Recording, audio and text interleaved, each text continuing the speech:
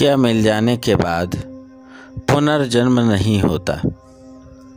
दोस्तों, आज के इस विषय में आपको पूरा आनंद, सच्चिदानंद, परम शांति, परम उपलब्धि प्रदान होगी, परम सिद्धि प्राप्त होगी। समयातीत है समाधि। आज के इस विषय को पूरा सुने और पूरा ही देखें, तभी आपको यह गूढ़ विषय आपको समझ में आएगा। आज हम बताएंगे 2 से 3 महापुरुषों के संक्षिप्त और इस विषय में पूर्णतः जानकारी। इच्छा रहित मृत्यु आप सभी चाहते हैं कि जैसे पहले के संत हुआ करते थे, वह अपनी इच्छानुसार अपने प्राण को रखे रहते थे, संजोए रहते थे और जब इच्छा होती थी अपनी पूर्ण कार्य हो जाने के बाद ही अपने प्राण को त्यागते थे। इच्छा रहित मृत्यु जन्म मरण के चक्र से मुक्त कर देती है। इच्छा के समाप्त हो जाना ही मोक्ष है, बंधन से मुक्ति है। कृष्ण भगवान अर्जुन से गीता में कहते हैं, परम सिद्धि को प्राप्त हुए महात्मा जन मुझे पाने के बाद दुख का जहाँ घर है, ऐसे क्षणभंगुर जीवन को जीने के लिए फिर नहीं आते।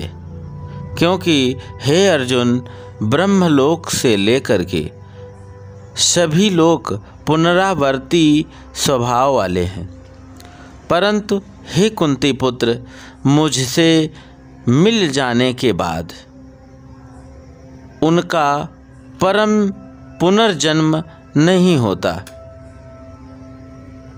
इनमें गहरा तत्व ज्ञान है, यह गहनतम तर्क है, अंतर्दृष्टि है। दुख का घर है पुनर्जन्म।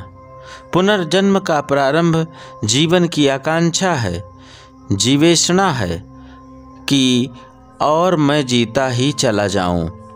एक इच्छा पूरी नहीं होती कि वह 10 इच्छाओं को जन्म दे जाती है, और किसी भी इच्छा को पूरा करना हो तो जीवन चाहिए ना, समय चाहिए, अन्यथा इच्छा पूरी नहीं होगी। इच्छा के लिए भविष्य चाहिए, अगर भविष्य ना हो तो इच्छा क्या करेगी। अगर मैं इसी क्षण मर जाने वाला हूँ तो इच्छा करना व्यर्थ हो जाएगा, क्योंकि इच्छा के लिए ज़रूरी है कल होना, आने वाला दिन होना। आने वाला दिन हो तो ही इच्छा को फैलाया जा सकता है और इसके लिए श्रम किया जा सकता है। इच्छा पूरी हो सके तो उसको दूर करने के लिए, पूरा करने के लिए, पूर्ण करने के लिए समय की महती ज़रूरत है। अगर इच्छा पूरी करनी है तो समय के बिना पूरी नहीं हो सकती, इसके लिए समय चाहिए। अगर हर इच्छा 10 इच्छाओं को जन्म दे जाती है तो हर इच्छा के बाद 10 गुना समय चाहिए ना। हर जीवन के बाद हम 10 और नई इच्छाएं पैदा कर लेते हैं। मज़ेदार बात यह है कि पूरे जीवन हम इच्छाओं को पूरा करने की कोशिश करते हैं और आखिर में हम पाते हैं कोई इच्छा पूरी ही नहीं हुई। मरते क्षण हम और इच्छा को जिंदा कर लेते हैं, जीवित कर लेते हैं। तब मरते क्षण में एक और जन्म की आकांक्षा पैदा होती है, क्योंकि इच्छा है तो एक जीवन और चाहिए, और जीवन को पाने की इच्छा पुनर्जन्म बन जाती है। भगवान श्री कृष्ण कहते हैं कि पुनर्जन्म ही दुख का घर है। पुनर्जन्म होता है जीवन की आकांक्षा से। जीवन की आकांक्षा होती है, इसका इच्छा को तृप्त करने के लिए समय की मांग से। पुनर्जन्म का सूत्र या दुख का आधार इच्छा है। पुनर्जन्म का सूत्र इच्छा है, तृष्णा है। अगर हमें कोई भी इच्छा नहीं है तो हम कहेंगे कि आने वाले कल की मुझे अब ज़रूरत नहीं है। इस प्रकार देखा जाए तो पहले महर्षि हुए ईसा मसीह से किसी ने पूछा, आपके मोक्ष में सबसे खास बात क्या होगी? शायद पूछने वाले ने सोचा होगा कि वे कहेंगे प्रभु का दर्शन होगा, परम आनंद होगा, मुक्ति होगी, शांति होगी। लेकिन उन्होंने कहा वहाँ समय नहीं होगा। पूछने वाले से कहा ईसा मसीह ने कि वहाँ पर समय नहीं होगा पूछने का, समय नहीं होगा। इसका अर्थ यही है कि वहाँ कोई इच्छा नहीं है। जिसके लिए समय की ज़रूरत पड़े, इच्छा नहीं होगी, समय नहीं होगा तो वहाँ पुनर्जन्म नहीं होगा। वहाँ कल होगा ही नहीं, वहाँ सिर्फ आज ही होगा।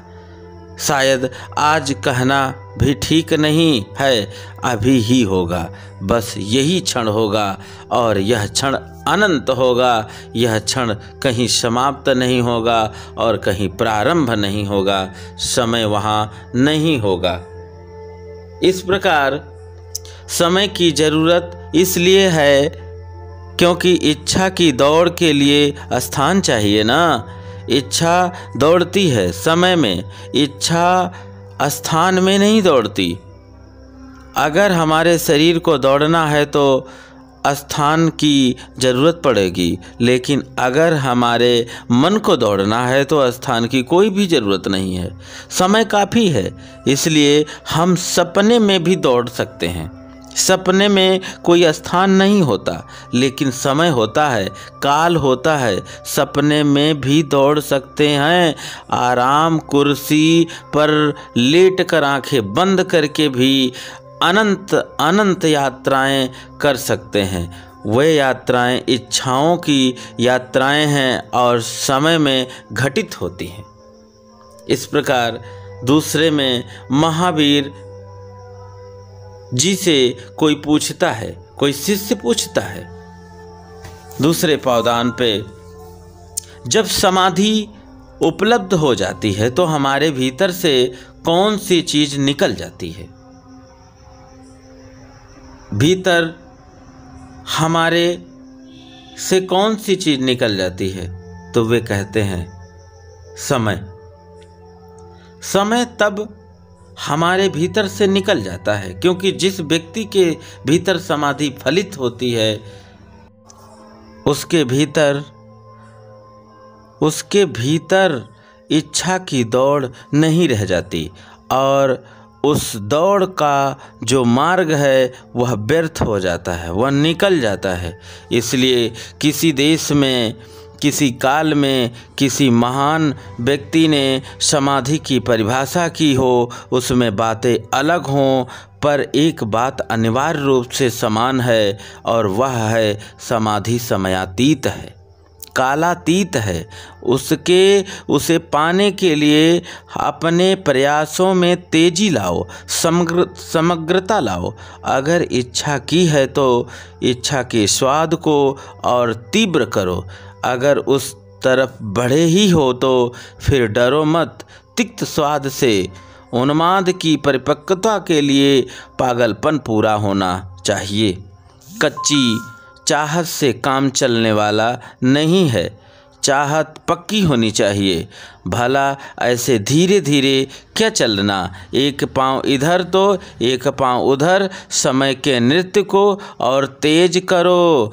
अब समय ज़्यादा नहीं है, चूको मत, जल्दी करो और तेजी लाओ। साधना अपनी पूरा त्वरा पर ही होनी चाहिए। 100 डिग्री पर पानी उबलता है तो भाप बन पाता है।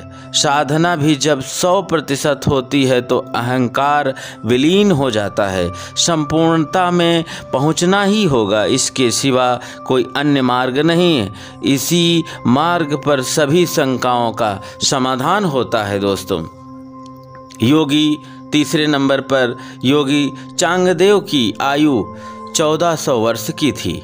उन्होंने संत ज्ञानेश्वर की कीर्ति सुनी तो उनके मन में यह विचार आया कि क्यों ना उनसे सद्भावपूर्ण पत्र व्यवहार किया जाए। पत्र लिखने के लिए योगी चांगदेव ने एक कोरा कागज अपने हाथ में लिया ही था कि उनके समक्ष यह दुविधा उत्पन्न हुई कि भला किस संबोधन के साथ इस पत्र को लिखा जाए। दीर्घ काल तक योग को समझ साधने व सिद्धियों के ज्ञाता योगी चांगदेव के स्वयं के अभिमान ने उन्हें कहा कि संत ज्ञानेश्वर तो मात्र 16 वर्ष के हैं, तो उन्हें पूज्य कैसे लिखें। इतने में भीतर से विवेक की धीमी आवाज ने इतने बड़े संत को चिरंजीवी लिखे जाने पर आपत्ति जताई।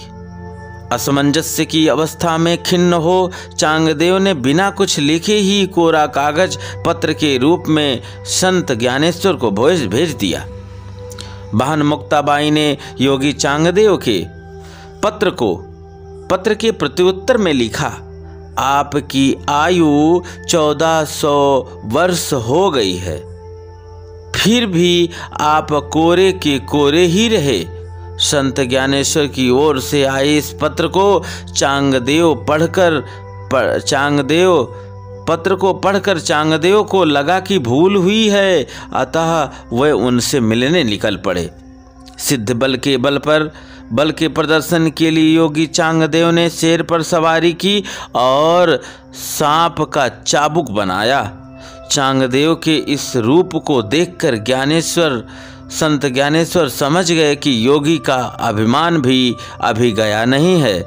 योगी चांगदेव की अगवानी के लिए वह जिस दीवार पर बैठे थे उसे ही चलने की आज्ञा दे डाली। दीवार को चलता देख चांगदेव को बोध हुआ कि जानवरों को वश में करने वाले से जड़ पदार्थों को वश में करने वाला श्रेष्ठ होता है। चांगदेव ने अपनी आयु और सिद्धियों का अहंकार छोड़ा और संत ज्ञानेश्वर के शिष्य बन गए।